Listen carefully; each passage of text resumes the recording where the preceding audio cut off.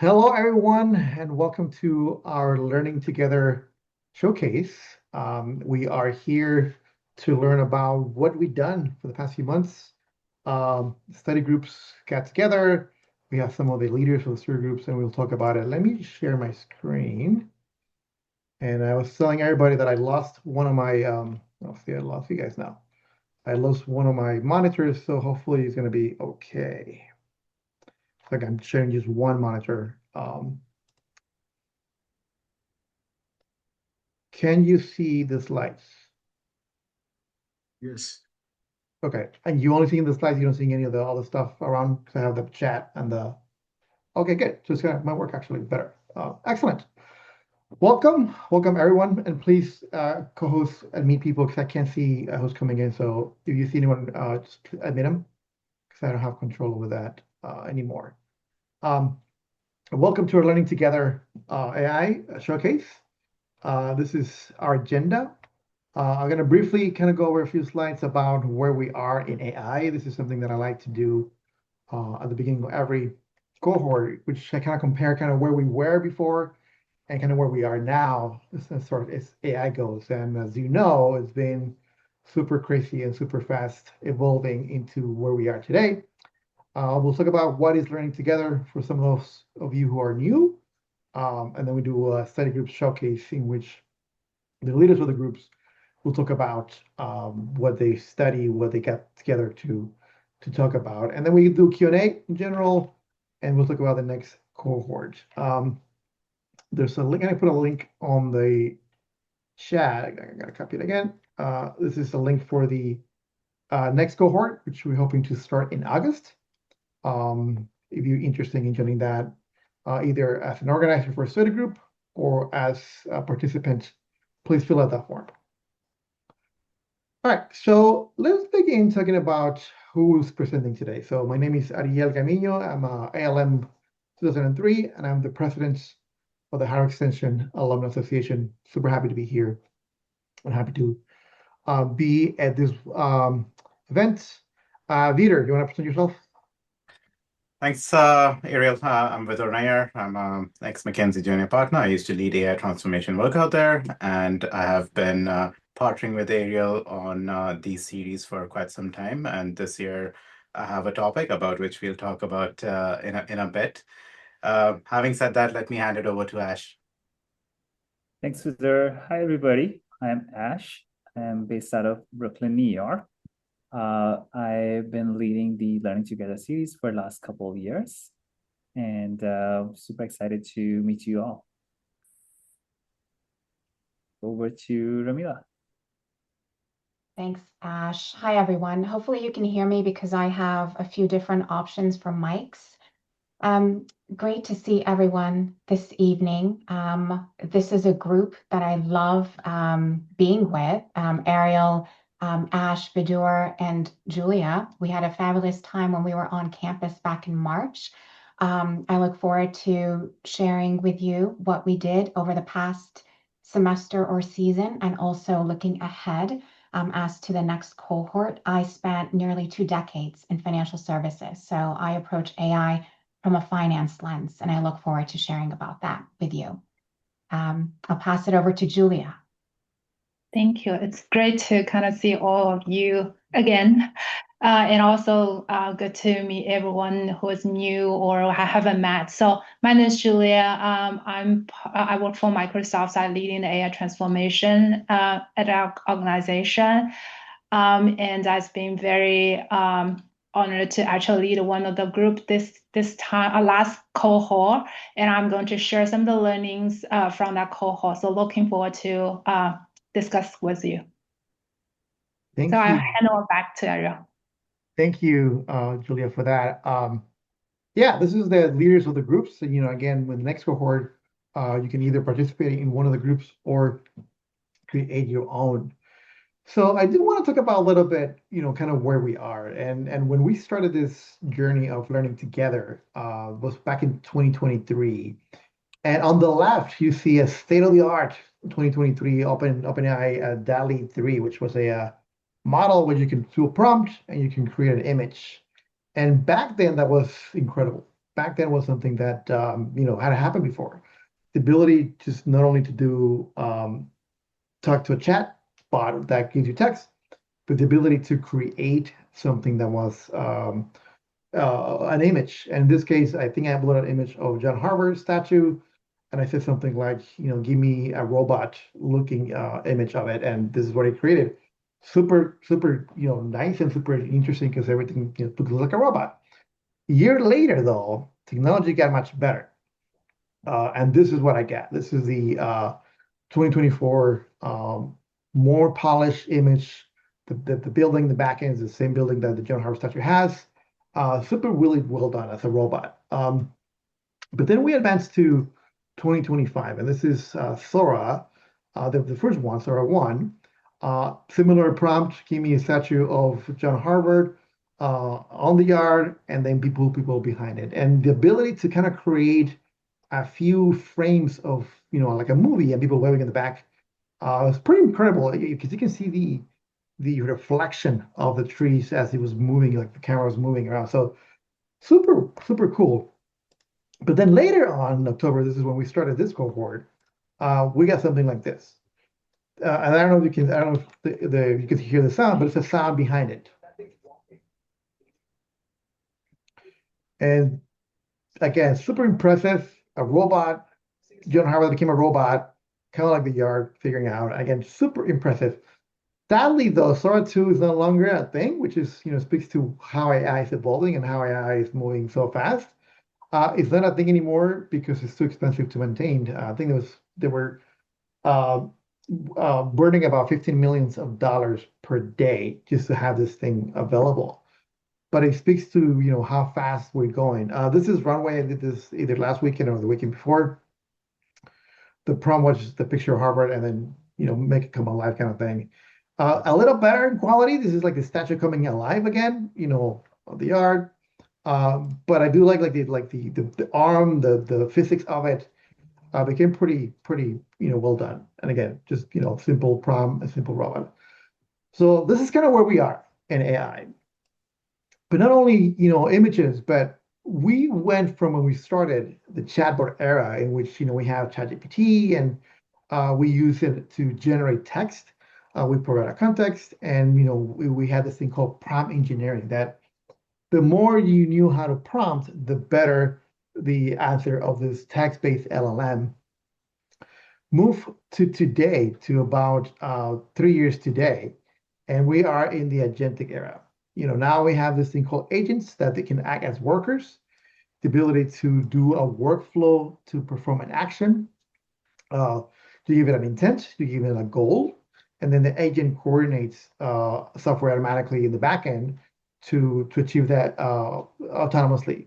I work for Microsoft as well, and we have the protocol Foundry, which does pretty much the whole thing.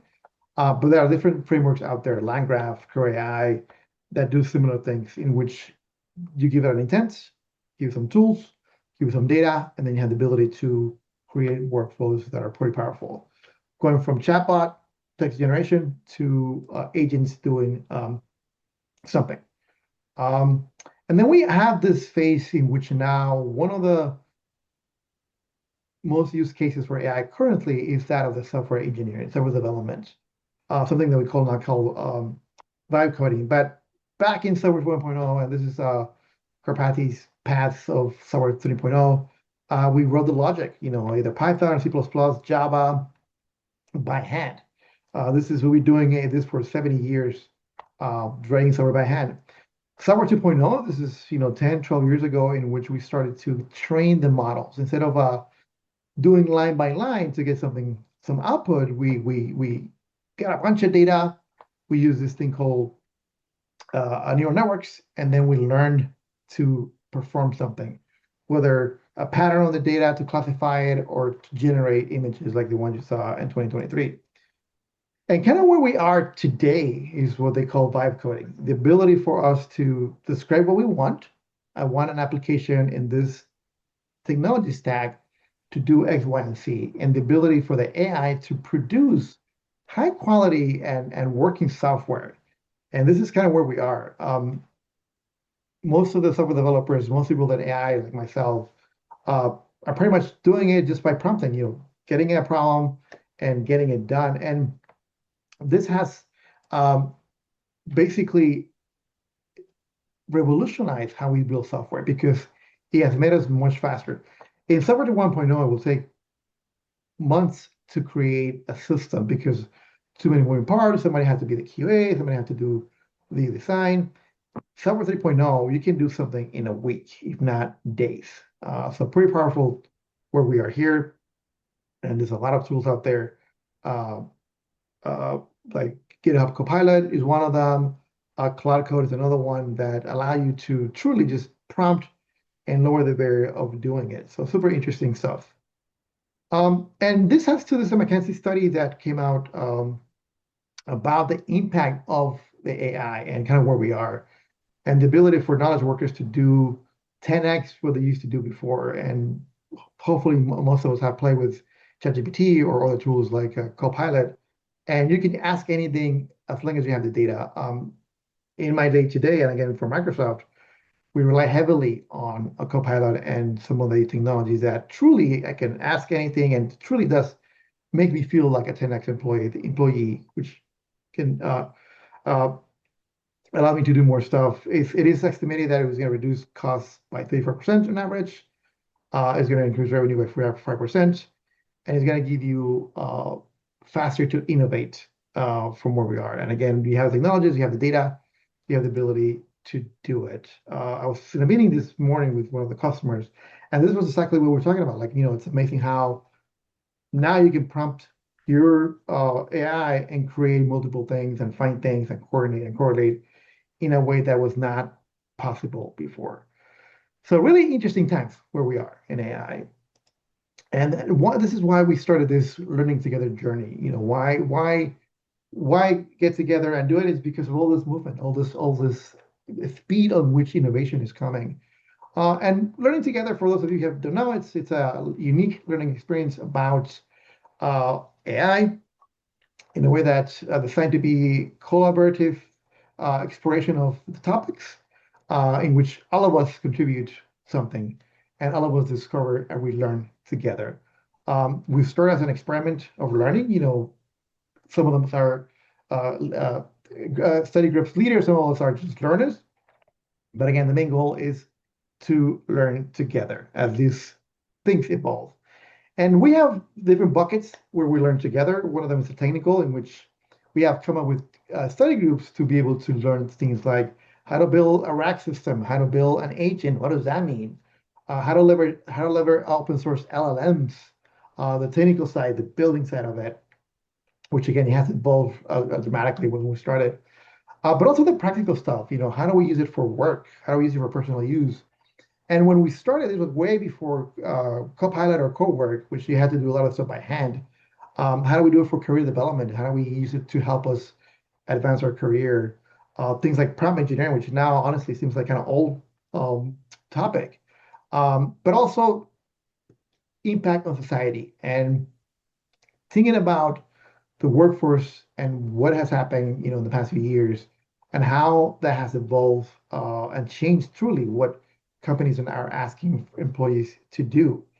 Likewise, AI in education, when I used to teach my class, when we started was basically you can ask questions, you can Google questions, to now where you can have tutors that are highly personalized to learn. And AI in education is something that I do on a daily basis when I'm trying to learn a new tool or trying to understand a concept that I don't know really well. Copilot and ChatGPT are my first source to go back and forth. And we also explore the emotional and mental health implications of AI. Obviously, it's one of those technologies that has come super fast. It has disrupted many industries, and we're still learning how to use it. We're still learning, where are we going to end up when all of this is settled, if it's going to be settled, at some point. But that is what learning together is. This is kind of where the groups that the buckets that we did to study. And out of this thing, we created study groups and love to hear from the leaders themselves on the study groups and talk about what they did and what they learned. Vito, let's start with you.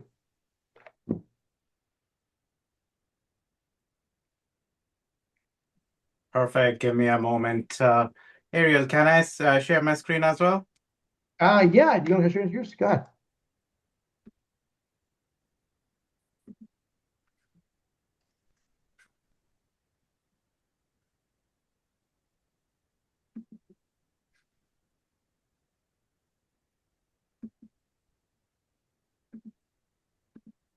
We're not seeing it yet, but go ahead. Yep, great. But now,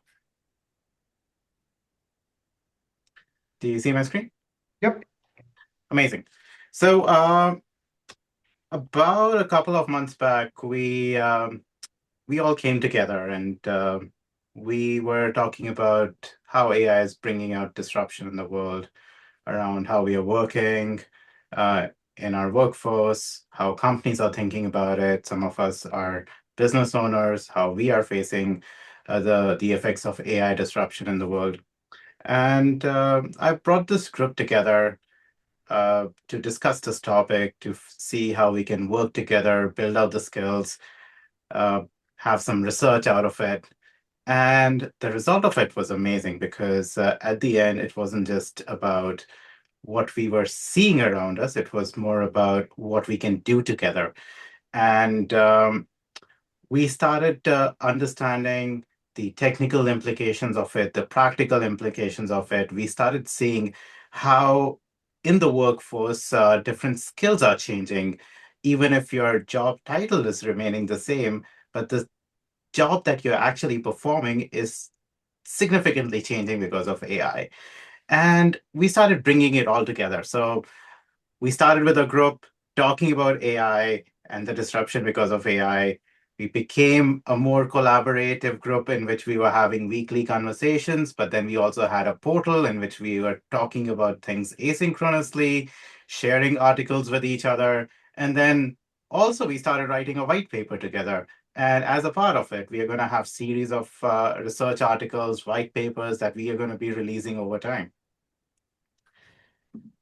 So let's just talk about the whole topic. This is what we had been thinking about, me and my group. So your job at this point of time might have the same title, but are you really doing the same work from before when AI started versus now? And how do you think, is your job going to be exactly the same? Are the skills that you would require to perform your activities and work, are they going to be exactly the same? And that is what we started discussing. We do see a lot of news about layoffs, but do they happen overnight? I don't believe so. I think there are certain trends which take place before that job role is actually eliminated. We see indication of how the skills are changing. We see how the workforce is evolving. We see how you have to perform your daily activities differently. And we kind of talked about it. We brought everything together. Um, we Numbers that we see on TV, we see in news articles. Every single time I go on LinkedIn, I see these numbers right in my face. How many people are being laid off, how the jobs are going to change, what is the opportunity of AI. And what we see at this point of time is that companies on one side cannot find the right talent. And because of that, they cannot accelerate in the same velocity that they want to. And on the flip side, us individuals, we are having a hard time figuring out what skills should we learn?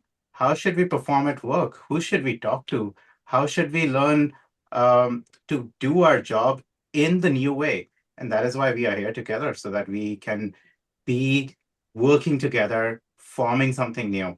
And that is what this group has been doing. Um, so what we did was we look at the news articles, but we wanted to make sure that we are not following the trend. We are not following what the shiny object in the news is looking like. We wanted to go a level deep. So we started identifying areas where we can identify what is the real cause of this. Why is this happening? We talk about the governance. One thing that we usually discuss is We see AI bots doing a lot of things autonomously. Ariel talked about how code has been written is being written in a lot of companies on its own. But one question remains: who's responsible if the AI actually goes wrong? Is it the company who developed that code? Is it the company which is providing that solution? Or is it the developer who is using all these AI tools? So we talk about governance. I talked about the research articles. We are working on a couple of them. And then we also have a couple of practical sessions. OpenClaw, one of the hot topics that we have been hearing about. We talk about that. We figure out how can we use it in our life. If one of us has deployed it, we bring it to the group and share it with them. How did we actually do it? And then basically a question for you all. How many of you believe that your role is going to be significantly changed in the next 3 years, if it already hasn't? If you want to raise hands, raise hands. If it's very difficult to raise hands, just take this as a question. All right, I already see a lot of hands. And how about are your organizations, are your companies that you're working for, do they have a good strategy? Or if you are a business owner, do you have a good strategy of how do you upskill your labor? Or how is your company trying to upskill you? Are they providing you the right tools? Or are they just giving you Coursera and asking you to just go out there and figure things out? All right, I just see a few hands up now. So that is the gap that I'm talking about. So this disruption is happening. Nobody has a clear idea of how do you go ahead of it? How do you enable everybody in learning the right skills? And that is why having this conversation is so important. So having a conversation is one thing, but nobody has just learned or developed anything out of a conversation, right? So for us, we have a community. We have a Discord channel. We share whatever we are learning out there. If we have questions, we talk to each other. Every single thing that we discuss, we have a topic. We go out there. We have research articles. We have about 4 different articles which are in the pipeline that we want to talk about. We are writing it. Also, we have a place where we are sharing any important articles. And this is not only our knowledge which is building up. We are building out an AI platform which is going to sit on top of every single thing that we are discussing, what we are sharing, so that at the end of the day, anybody within the group can learn, refer, or simply chat with the chatbot, understand what everybody is thinking. And it's a community, and we are sharing our ideas, thoughts, articles that we are reading, and everybody's gaining out of it. So about the research, I mentioned the 3 different type of articles that we are writing. We are talking about how the workforce is changing, the recomposition which is happening. We're talking about and writing about the AI governance, one of the things that I talked about, who is responsible if AI goes wrong. Then also the future of workforce. How are the different skills changing? What do the new jobs look like? What are the old jobs? And what is going to happen to our own jobs? I used to be a consultant, and I'm sure you all have read the news, what is happening to a lot of consulting firms. I do see a hand raised. I hope it is from the earlier, but if you have a question, we are coming towards the end. So I promise that we'll come to that question. We also talked about how we built out a AI agent. Hermes model is very similar to OpenClaw, what we are hearing, or Claude Code. It's a free version. So we built it out, and we are going to be talking to each other about how people are using within their life. I use it for helping me research for the news articles, and the whole group is helping me figure out how can we improve the current version.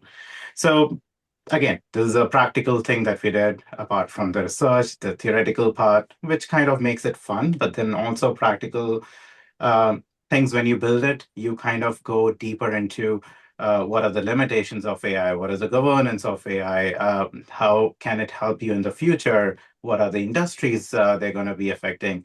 And the good thing is that our group at this point of time is a mix of multiple different people from multiple different industries, people from different geographies. So it's really interesting to see how somebody from the US versus somebody from Australia or Europe is thinking about it, because different economies and different governments have different rules, and bringing everybody together is an important part. So what is coming up next? We are going to start talking about some speaker series, which is going to be open to all the HEA the associated members. Research, I already talked about it. We have a huge list of things that we want to research. We have our first white paper that we are actively working towards. Whenever that is launched, it would be shared with everybody.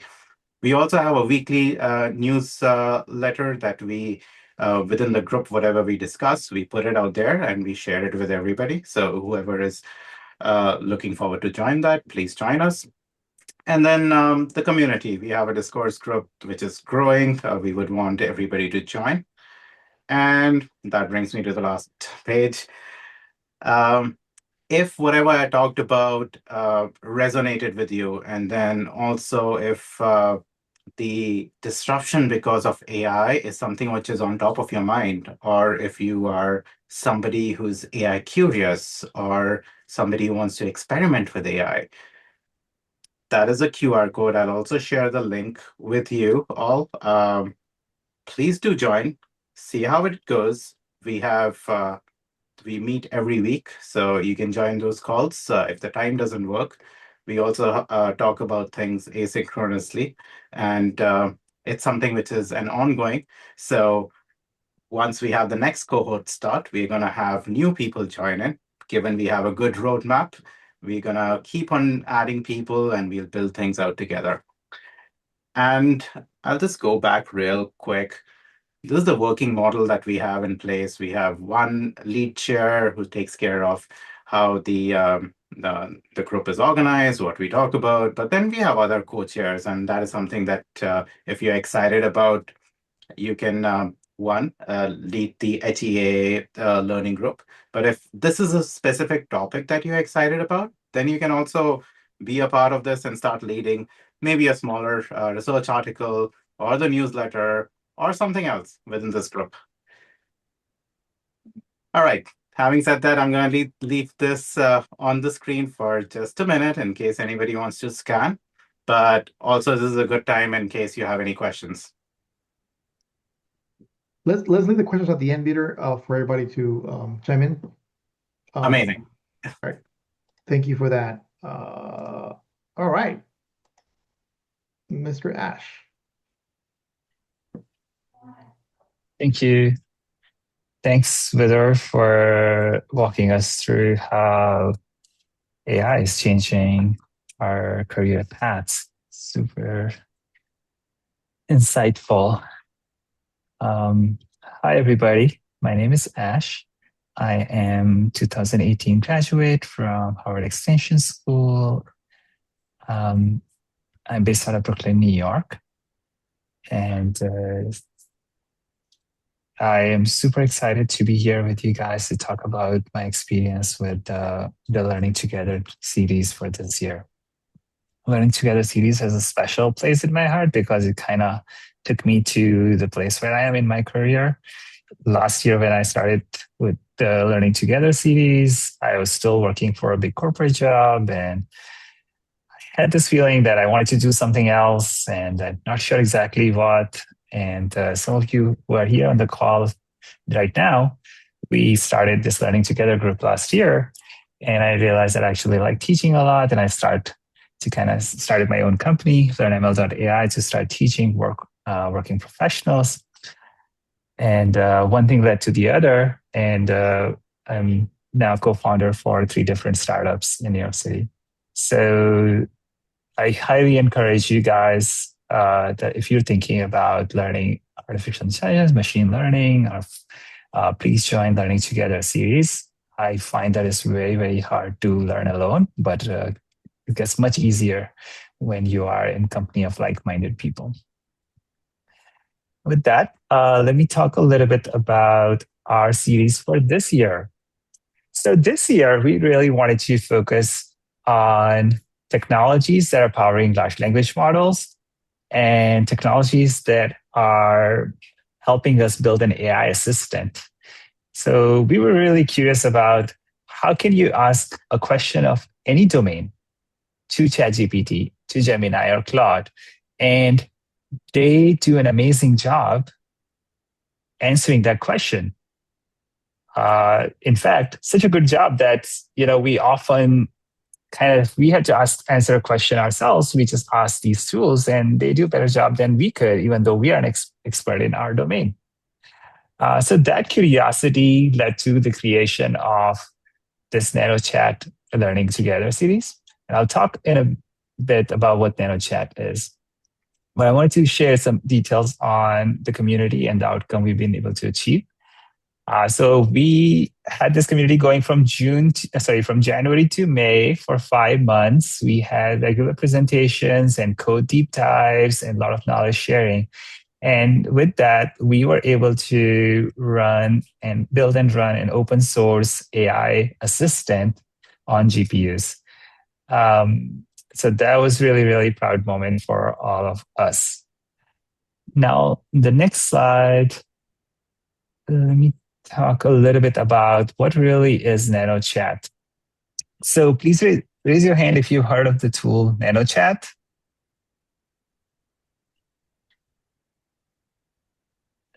Only one. Okay, not a lot of people have heard of NanoChat. So if you've heard of this person, Andre Karpathy, he is a former director at Tesla. He was a research engineer at OpenAI, and he quit OpenAI and he started his own firm, Eureka Labs, which is an education startup. And Andre Karpathy pretty much regularly releases these open sourced tutorials for people like us to upgrade our machine learning skills. And I want to say roughly October last year, he released an open source AI assistant called NanoChat. So what is NanoChat? NanoChat is an educational AI assistant. Educational because it has very few dependencies on any other parts of the code. It is a minimalistic AI assistant that teaches you how to build an AI assistant from scratch. So by reviewing NanoChat code, you can learn how these AI assistants translate the human text into tokens, the numeric codes, how these AI assistants are trained to create these perfect answers using pre-training, post-training, and mid-training. And you can learn even about advanced techniques like preference optimization and so on. So with the next slide.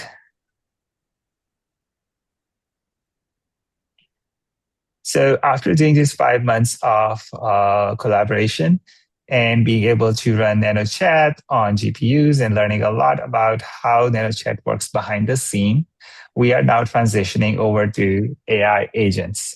So while NanoChat is an AI assistant and it can answer a lot of questions about different topics, as you know, the industry has moved to AI agents. So I'm going to ask a quick question here to the audience. I'm curious about how many of you are using an AI agent or building an AI agent or already have an AI agent running in production. So please type in A, B, C, or D in the chat window. I'm curious to hear how many of the people here are building AI agent or already have one running in production.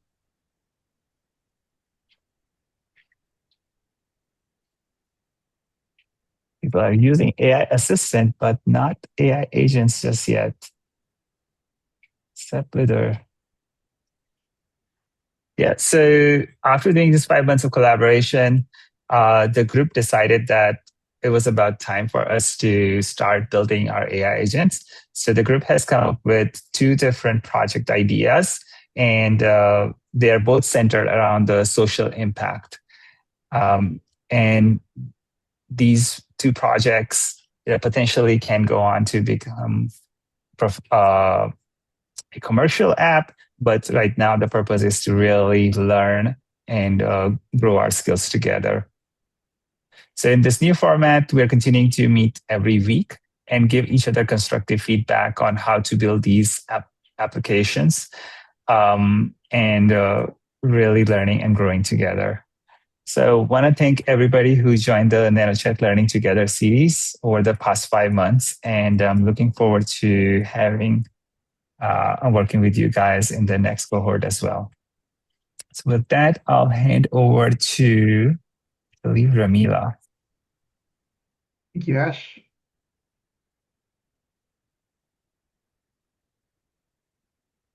Thank Go ahead, you, Ramila. Ash, and Ariel. Okay. So, hi everyone. I'm Ramila Nadi. As I mentioned earlier, I've spent nearly 2 decades in financial services as an institutional portfolio manager and trader and allocator. I think we can all think back to, and Ariel, you did a great job of walking us through the recent years' developments in AI. And we can all recall late 2022 when ChatGPT came onto the scene. And then it was about, I was in financial services and it was just in the periphery. We were just starting to talk about the AI impact in terms of the economy. It wasn't until 2023, maybe about 6 to 9 months after that, that Goldman put out a report about how 15% or 1 out of every 7 jobs was going to be replaced by AI. So needless to say, everyone was talking about it on Wall Street and in finance. And so I spent another year following this space before I decided to actually make a change. And that's when I enrolled in the ALM program here at Harvard. And last year, as part of my research into the space, I launched Women Leading AI. So in terms of Women Leading AI, the philosophy there is simple, right? We're very well aware of the transformative impact that AI is going to have on the world and society and industries. I also think that it can do good. So it's not about just automating every single role or profession that's out there and extracting that value out of society and leaving a social vacuum, but it's about trying to get ahead of this move and immersing yourself in the AI literacy and education and retraining that's needed, because AI, I think now is clear, is going to be transformative, and it's a general purpose technology. So that's the idea behind what I've spent the last couple of years on. In terms of what we talked about this past semester, or I like to say season, because it wasn't a full semester, it was over the course of 6 weeks, some disrupted by the snowstorms that we had here on the in the Northeast, and also some travel. But if Ariel, if you don't mind just going back to the previous slide. Thank you so much. So in terms of what we covered, the whole idea here was, let's move away from recognizing AI as just ChatGPT. Let's understand the entire ecosystem, because we're all bombarded by the headlines around, Anthropic or OpenAI and what's going on in the space. But how do you really connect that to the tools that you're using as a consumer? And so that's where the whole idea and the whole focus was, to connect the consumer and the enterprise-facing tools to the back end and to the model developers, to the infrastructure ecosystem that's out there in the form of data centers, which you all have probably heard of, and cloud computing and all of that. And so over the course of 6 weeks, what we did was we developed a framework for viewing and understanding the AI ecosystem. When you read a story, understanding how to contextualize that, i.e., where does this fit in to the overall AI landscape? What is the economic lens on that, or the investment implication on that? How big is the AI investment universe? If someone asked you that, what would you say? How would you even think about putting some parameters around that, right? It's very, it can seem very nebulous at times. And then I would say the other aspect of it was understanding the relationship between the different layers of AI. So from hardware to all the way to the front end app developers and software developers, right? Where there is a lot of proliferation, but in between that and the hardware layer, you have other players in the form of the infrastructure side, data centers, cloud computing, and how do you think about the risks and the opportunities from an investment perspective, and also how that fits into the broader economy? So this was what we talked about this past season. It was from an investments lens and from a finance lens in terms of understanding the players. Now that we have that for season 2, we're looking forward to, and if Ariel, you could please.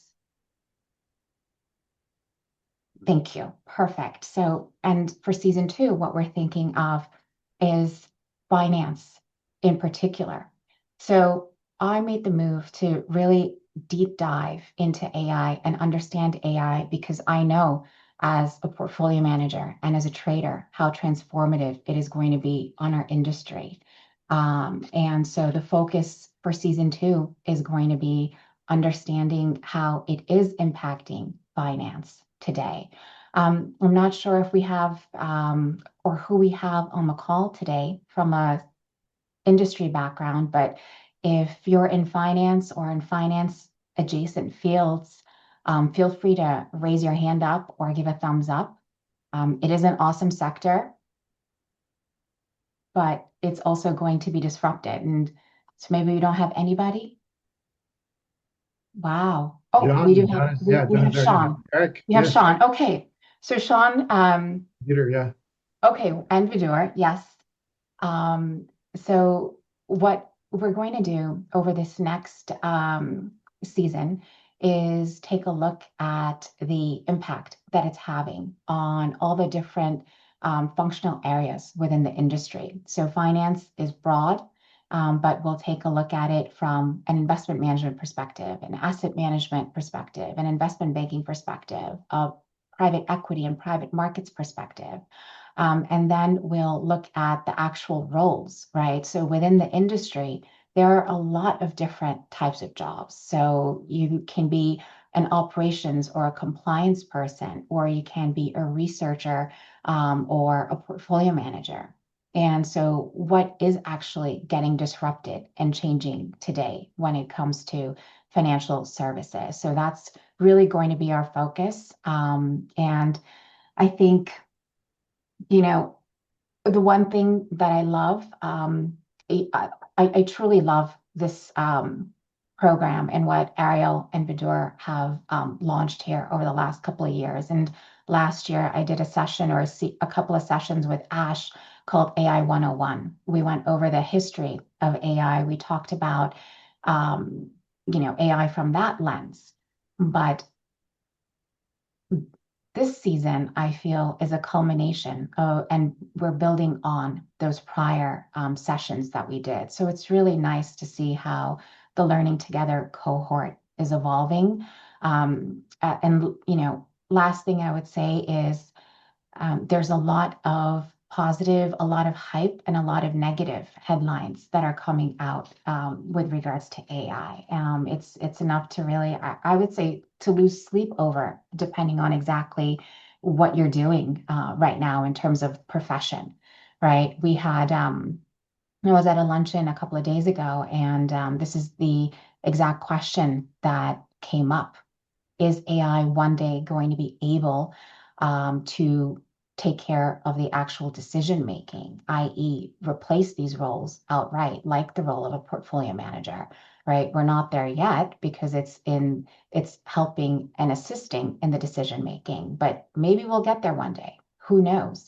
But as part of that, let's come together. Let's talk about these issues and these concerns and these developments, and let's take an analytical lens. So for season 2, I would love for it to be a collaborative cohort of folks coming together. And really, I encourage everyone to participate and engage as much as they can, because you will get out of this what you put in. And so I think Ariel has the link at the end of the presentation, so you'll be able to sign up for the next series of cohorts that kick off in August. And in the meantime, you can also join us at one of the QR codes below. So either our Women Leading AI company page or a registration form to register your interest. And so while we're called Women Leading AI, it's really about advancing women and multidisciplinary voices in helping to shape responsible AI. And that includes everyone who doesn't necessarily work for a big tech or a CS degree, although we love those people as well, Ariel, Julia, Ash, right? So that's it. Thank you, Ramil. Thank you for that. Super interesting group as well. And I love the season 2 side of it. Love it. Julia. Okay, great. I think every time I listen to the study group's leaders, I learn a lot. I think they're really kind of selflessly kind of sharing the insights to help the community. So it's great being here.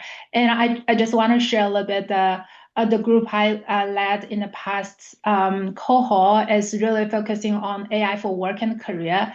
It's a kind of a packed program. I would say we had 4 sessions.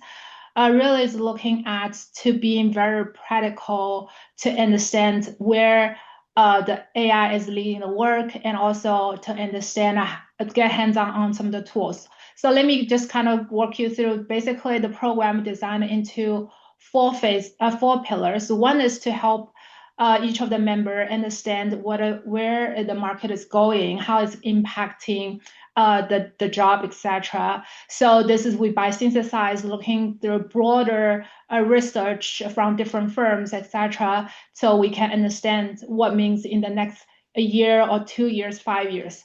So and then we're looking at how we can kind of using the shortest amount of time, literally just 1 session, going through those important tools so we can learn together. So this is just a short list of the tools we're looking at. This is also one of the recommendations I gave to the group, is really want everyone to kind of get yourself familiar with those tools in different categories. There is really 5 or 6 categories. You just need to pick 1 tool from each category and get yourself familiar with that, so you understand what's possible. This is really set the foundation on that piece. And then in the 3rd pillar is really help us to think about having the framework to think about how we redesign our roles and also our workflows. So to Vidar's earlier points, it's like the job maybe stay the same, but there's the underlying the things you're doing are different, right? So this the framework I put in here. OPIA is a framework I should introduce the community to think about how you redesign your workflow. I think with that simple frames, you can apply to any workflow you're working on, and doing it using AI, doing it a totally different way. So the last one is really kind of the pillar is showing what's possible. And here we in this pillar we talk a little bit about those more advanced tools or a platform at that moment. Now I think it's more advanced now. But in that session, I literally shared is like how we think about building an agent or AI chief of staff for yourself, so you can empower yourself, unlock your potential to do things you never think about, not just limited by your current role. Think about what if you have a team, right? Very intelligent team can do different functions. In that session, I did share, like, I built a 5 agent teams, so they each have a different role to, for example, coding, creating content, etc. So you start thinking about that is the mindset. I think encourage everyone to think in this era as being an entrepreneur, not just creating a company in the sense of an entrepreneur. Within the company, you also can be an entrepreneur, because you can have an agent team do things like a unit, right, and accomplish things not just by beyond what you can accomplish in the past by yourself. So that's kind of give a sense of what future could look like. So this is kind of in a nutshell, the 4th session, very practical program looks like, and I think got a lot of great feedback from the community. They feel like get a lot of confidence and also inspire what's possible. So I think this is really rewarding to kind of being part of the community, not just sharing what are my experiences, also hearing from the community member, learning from each other. That's the most important thing. So I just kind of looking forward, like next cohort, we might looking into further how that AI is impacting different function, different industry, etc., and help us to position ourselves better toward those changes are leading us to. So that's kind of a quick summary of what we did. I know we are short of time, so I will just kind of hand it back to Ariel and to have a Q&A. Thank you, Judah. Super interesting stuff, especially the framework they use and the tools that you're building. So super interesting stuff. All right, so this is the study groups. Thank you for leading them, by the way. Your effort is really appreciated because we come as a community, we learn together, and it's a way for us, Harvard Extension alumni, to keep on the path of lifelong learning, which is what we are. So I posted the link already on the chat, but if you want to join us for the next cohort, here it is. We're aiming to start it in August. Again, it's a few months summer. Some of the groups are still going. So Vita's group is going as well now. It's going to continue to do stuff. So definitely follow those links that he posted, as well as Ash groups, maybe there. But I'd love to open up a Q&A. Anyone who has a question, comments about the groups, the program, or anything in your mind.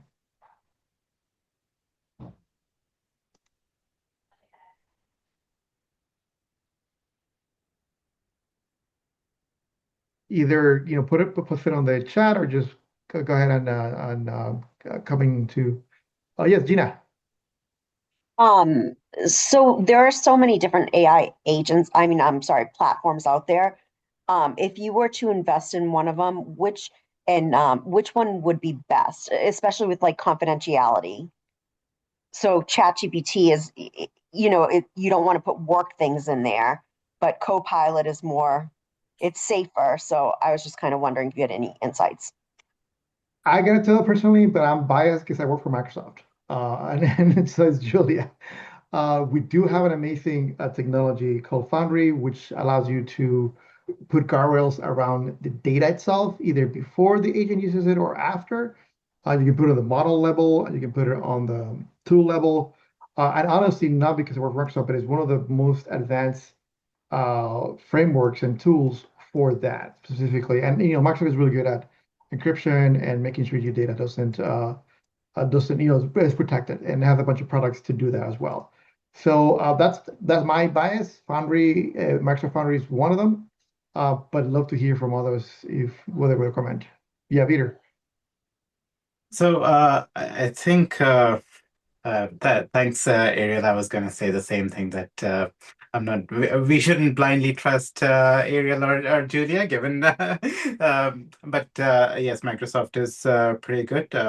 But how I have been using it is there's a way that you can, depending on how big your system is, you can run a small model, which is going to remove. So you can ask that small model running locally to remove any PII about you from those documents. For example, I had a couple of legal documents that I had to have an AI look at it. The model which is running on my laptop was really small. So I just asked it to remove any PII from those documents, and then I uploaded it into ChatGPT, which was a bigger model, could give me good information. So having worked with a couple of companies around this, I wouldn't put any work-related or like legal documents, which has PI or health care documents, directly into either ChatGPT or any of these platforms, because at the end there is certain retention which happens out there, and although the companies take good care about data leakage, but there are bad actors out there who can steal the data or something can happen around it. So ideally, have two, 3 layers of your own data set. If it does not have any PII or any health information, you can just add it in. But if it does, try to remove at least the name or some diagnosis codes which can link to you. Any other questions? Danielle asks, is AI the next technological revolution since Microsoft entered the workforce in the 90s with the settlement from DOS, which is terminal, to Windows? Anybody want to answer that? Julia, Vitor, Mila, or Ash?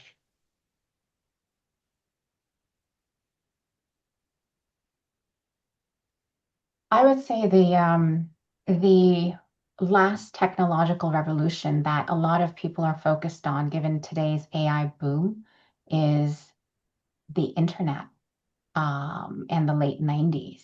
And I wasn't too close to DOS in the 90s, but maybe you can tell us about that, Danielle.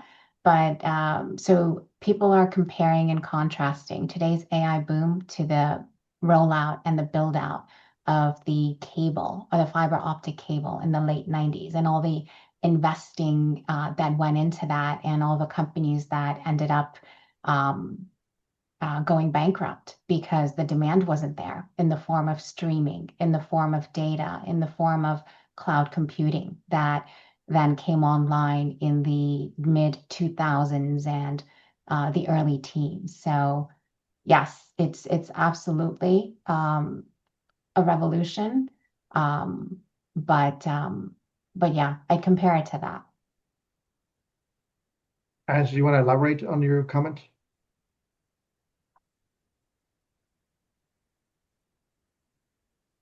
Yeah, absolutely. I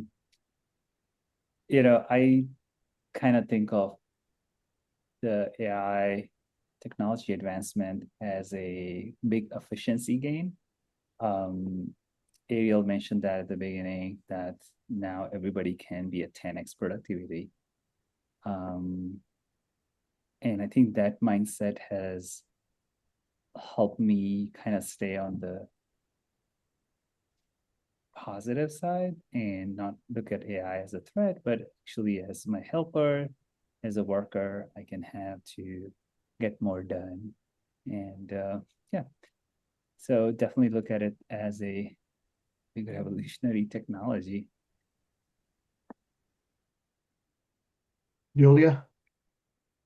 Yeah, I think it's such an interesting question. I would feel like AI, this wave of technology evolution, I think has similarity to the past ones, but also has a uniqueness. I feel like it might be the last one because I think what I think is because this round of transformation is going to deeply impact each of us as a human, as kind of who we are, really make us think about like who we are and what kind of relationship we want with AI, because the capability it can do and the level of impact on people's psychology is pretty impactful. So that's why it's like one of the things I just mentioned, I think why Harvard Extension School is so amazing, because the professor think a lot ahead. Like this semester, I was taking the class from a professor from Harvard Kennedy School. He was teaching the philosophy of technology, specifically focusing a lot on AI and also those advanced technology, what that means to the society, kind of walk through the history of the philosopher, looking at technology from the different perspectives. It's really inspiring just to kind of provide a frame to think about what that means to the humanity, etc. And also has some other classes on psychology. And also there's one class I took from Harvard Divinity School, actually from the awareness, human consciousness standpoint to understand the AI impact on people. So I think because the AI transformation is so fundamental and it is going to change humanity, so kind of gaining the broader perspective from different angles can help us to really do a kind of better kind of go with this change. Really interesting, for sure. Peter? I'll just piggyback on whatever everybody said. I'll add in two perspectives. One, the change that is happening because of AI, it is comparable to some of the earlier changes that happened, but it's also not comparable because this change is happening way too quickly. Earlier, whatever change happened, people had the time to understand what was going on and transition their skills. Even if you think about dot-com boom, it took several years to change the way everything was being worked on. Industrial revolution again took a long time, but AI revolution. Just think about it. In the last 3 years, how much have we changed? And literally, complete orgs within different companies have gone away. So there is a slight difference because it's changing really fast. I think there's going to be another one which is going to come up in the near future, depending on how you think about quantum, because once quantum computing comes into the picture, there are going to be a lot of changes which take place, especially around cybersecurity. And it is going to be another one which changes AI and takes AI itself to a completely different level. So that's another one to look forward to. Yeah, good one. Ramila?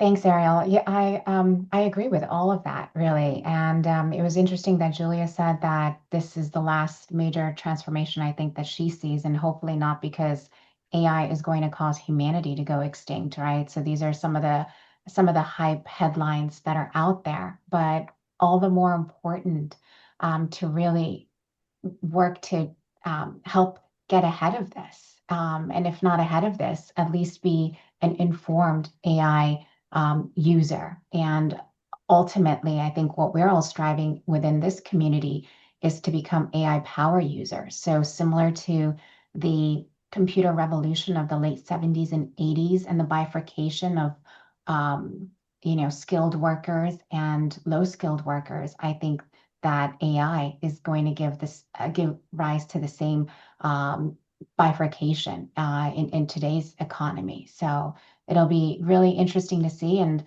it's also really, I think, going to test us as humans because everything can get done so much faster and everything is fighting for our attention. How do we remain human? How do we maintain our agency in all of this? How do we guide our lives and our work without having AI determine everything and decide everything for us as a foregone conclusion? Love it. Love it. Great comments from all of you. But Bob, yeah, you comment about like the PC and the internet revolutions, it's going to create new categories. I 100% believe that we are starting to explore how do we use it for knowledge work, which is more easily to retrieve content and knowledge and have agents that do workflows. But definitely there's areas that we haven't even thought about how do we apply these technologies to new categories. And they remind me of the coming of DOS and Windows. That was a GUI revolution in the graphical user interface, which allowed more people to use it more easily. And then the internet came along, and to your point, people can do businesses from anywhere. And then the apps came along after that, and the cloud computing, another one that enables to do stuff like this one, the ability for us to communicate all across the country of the world in a way that is super effective and efficient and in a meeting. And yeah, I agree with you that AI will open up new categories of industries and opportunities. Yeah, interesting. PC and Excel taking people's jobs. Yeah, we have gone through the same cycle of seeing a new technology does something that would take a human before and change it in a way that it make it easier and lowers the barrier to do things like programming. So for sure. What other questions do you guys have?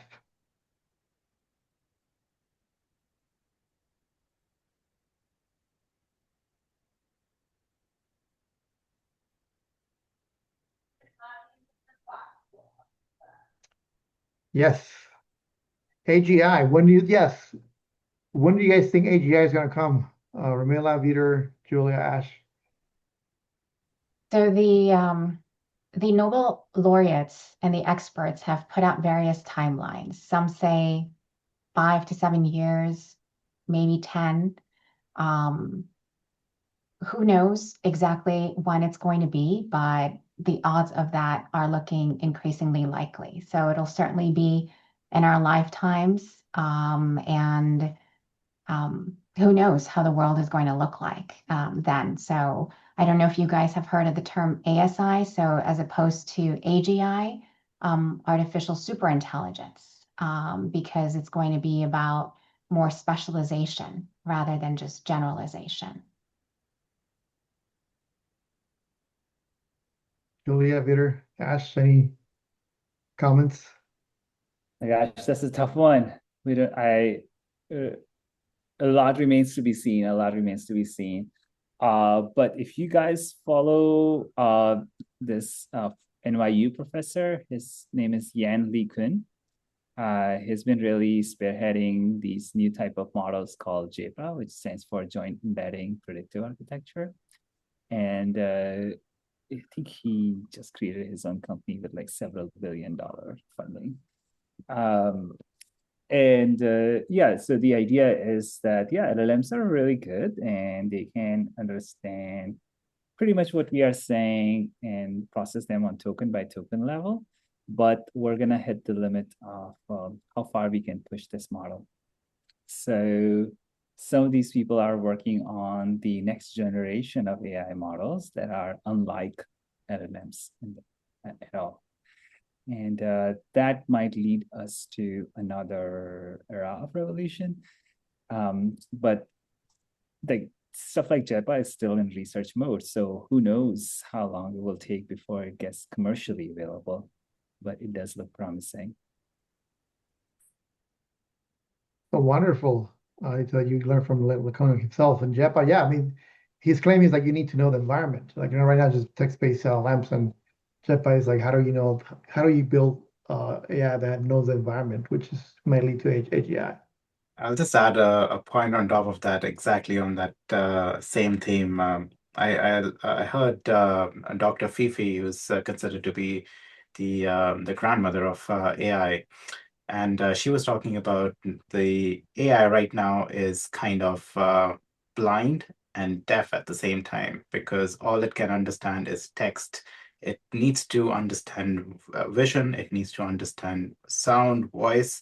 And the problem that we're going to quickly face, especially around vision, is that there isn't enough vision that we have collected in the recent history for it to be trained on. And there's a cap that you can do in terms of how much you can create dummy data or synthetic data, and it's like 30% in for text when you can create it, and the AI is still going to be effective when you train on top of it.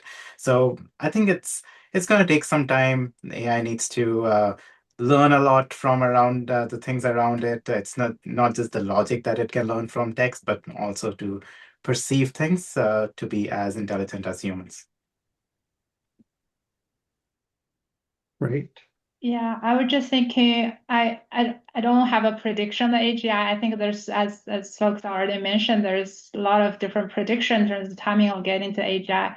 I was just thinking right now, just given the current capability of AI, it's already way advanced. So if we can leverage the capability of AI as of today will be at a different level. So I think really, because you probably see a lot of kind of graphs and showing that technology is kind of accelerated so greatly, but the adoption is kind of going very slow. So the gap is become larger and larger. So I think that's where we're at. That's why I feel like it's really important for each of us to think about how we can leverage AI. And I would say like the imagination is a limit. So if we can kind of figure out to leverage, because I can give you an example. Literally, like I spend a day from an idea to create an app and create a video voiceover to work through the app and show the demo and show it with our executives. So think about the possibility today, right? Like this is basically from a product manager. If we think about different functions, now it's no boundaries. Product manager, developer to marketing to a sales. Like you can do it just one person with an AI. So that's kind of is already very not a lot of limitation in terms of what it can do. So I really is encourage everyone is really like learn together and actually kind of leverage the technology to practice hands-on is super, super important to use it every day and experiment, just kind of think out of the box, what you can do. It's just like imagine. So I think that's super important. Love it. Love all the comments and good questions. Anybody else with any other questions? Yes, Ramila. I was just going to say, just on Julia's point, that's exactly right? So we're moving into this new world in terms of professions and everyone potentially becoming serial entrepreneurs. The only bottleneck in this new world actually being our own ability to learn. How fast can we learn? How fast can we learn the new tools and systems, adapt, adopt, create, and implement? So all the more reason something like this is so important, because in today's world, it is really about humans learning. Yeah, for sure. All right. Any other questions?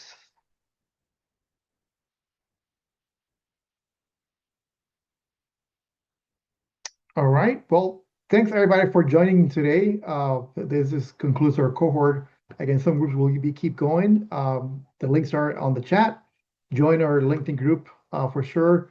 Discord leaders you want, and we're going to start this again in August.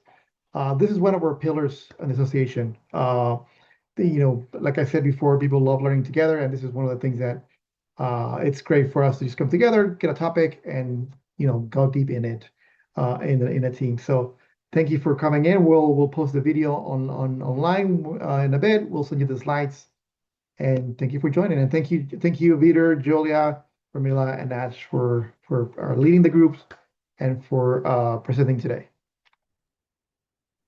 Thank you, everybody. Thank you, everyone. Thank you, See you in the next Ariel. cohort.